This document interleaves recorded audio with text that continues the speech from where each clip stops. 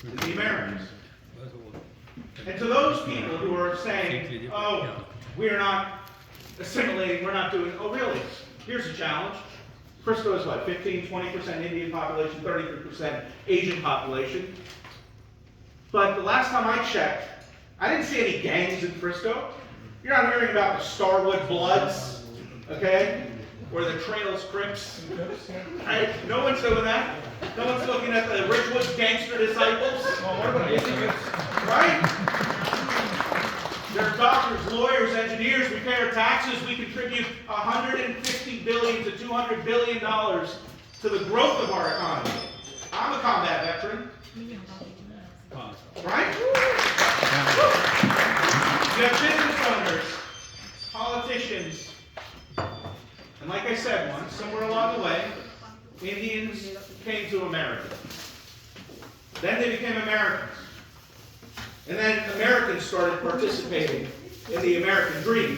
One of my favorite presidents is a guy by the name of Teddy Roosevelt. Teddy Roosevelt, he had some of the best quotes. He said, if you complain about something without offering a solution, you're just whining. So when these people whine, they're just complaining. You know what the solution is? The solution is that our state reps put pressure on the federal government because nobody hates scammers more than Indians, all right? We want scammers on more than anybody else. But do you know what we want also in return? We want an opportunity to make sure that our progeny, our future, the work that we put into our home, because everybody who's a U.S. citizen is not a citizen of India anymore, right? We're Americans. And we're born here, we're raised here, we're raising our kids here, we're adding to the growth of this country, we're doing charitable organizations, we're creating religious institutions, we are feeding people to the tune of 20 to 40 million meals a year just in North Texas alone. But how will people know about it unless we start letting people know about it? So I say this, whenever people throw stones at you, you always have two choices.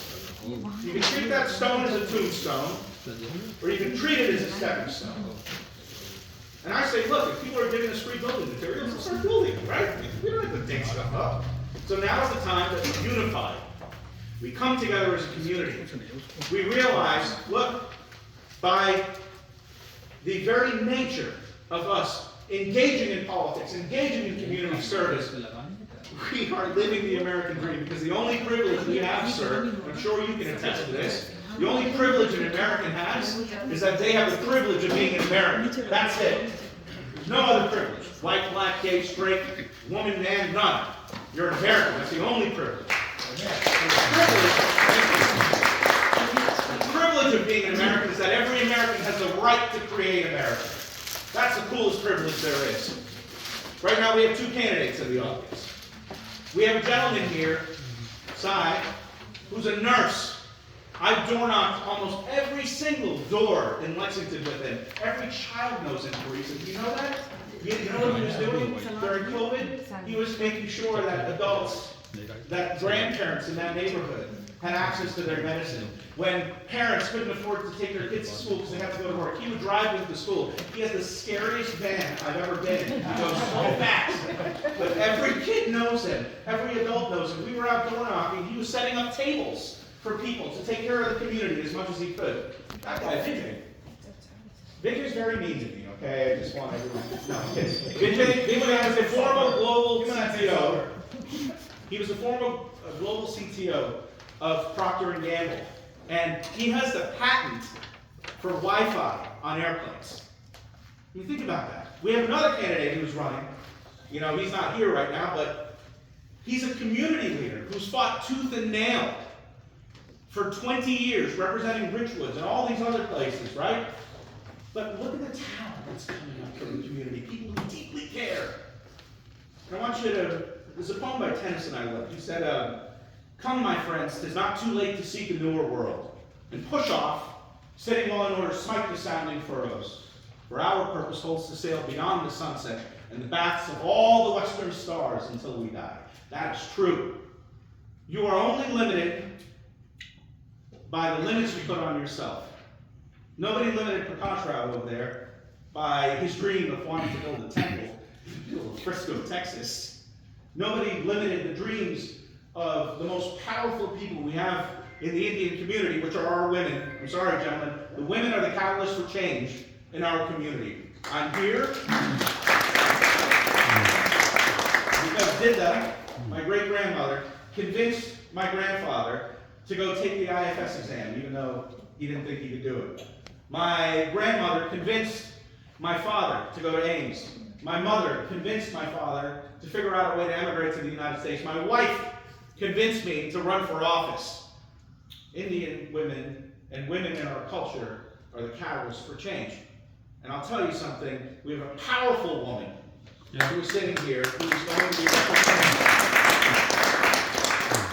And as an afterthought, the one thing I want everyone to do, everyone,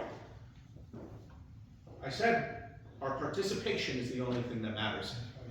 98% in the villages in India go out to vote. Isn't that crazy? 98%. That is the statistic. You know, in the last election, less than 2% of the Indian voting electorate came out to vote. We don't have power if we don't go out to vote. And your direct vote isn't a vote like mine. Let me tell you something. Why voting for me mattered. I got $65 million from Denton County to make sure that we got public transportation. I got hundreds of thousands of dollars with the city of Frisco to get charging stations. I got Frisco put on the map to get a VA clinic and mental health services. I made sure that our tax rates were not going to go up because I didn't get Jordan Villarreal, who was Mel's chief of staff, put on the DCAT adjustment board. I also fought for us when people started criticizing us left and right. And somebody asked me this. They said, what's the difference between a politician and a statesman? I think it's a cool question. A politician is someone who is going to get ideas and is trying to get power. In essence, a politician is nothing but a peddler of hope. I think that's a pretty cool way to put it.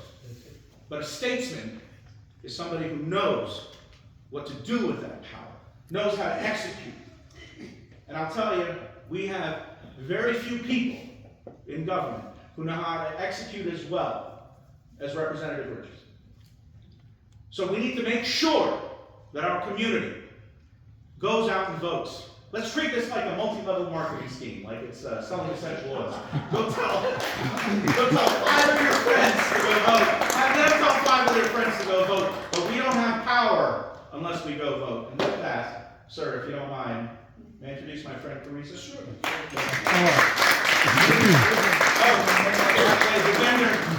Thank you. Thank you for having us. Yes, sir. Thank you so much. This is the first time I have ever run for office. I never intended to run for office, but I wanted there to be someone of high character in this position. And my opponent did not fit that criteria. And so my husband recommended that I run for office because he knew I had a burden on my heart for my children and my grandchildren and the future of Texas. And so he said, you might as well go to Austin and do something about it because you won't be able to rest unless you do. So with his great support, we ran for office. This has been my very first session, but it's been an honor to be your representative because we have a great deal in common. What I love about the Indian community is your close-knit families, your close-knit ties, your value of education. You ascertain, you reach for the stars. You work hard in your community to get better and better and better. Many doctors, lawyers, scientists, they come from your country. And you do this because education is so very important to y'all.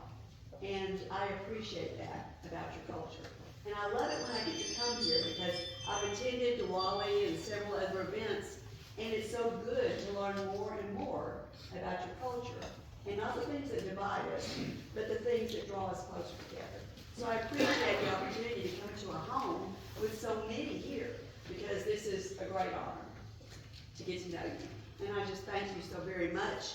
I am happy to answer any questions that you have about policy issues. I don't think this is the time for me to go into a long speech about policies, but I definitely want to be available to you. My door is always open, and I want you to know that you can communicate any of your needs and any questions that you may have, and my office is available to help you with those things. So I thank you so very much. It's an honor to be here as you were appointed in tonight and your great board. And thank you so much for hosting us. You're a brilliant hostess. Thank you so much. Everything was so nice. And we will hang around and answer questions as long as you might like to have us. But bless you. Thank you so much for the honor.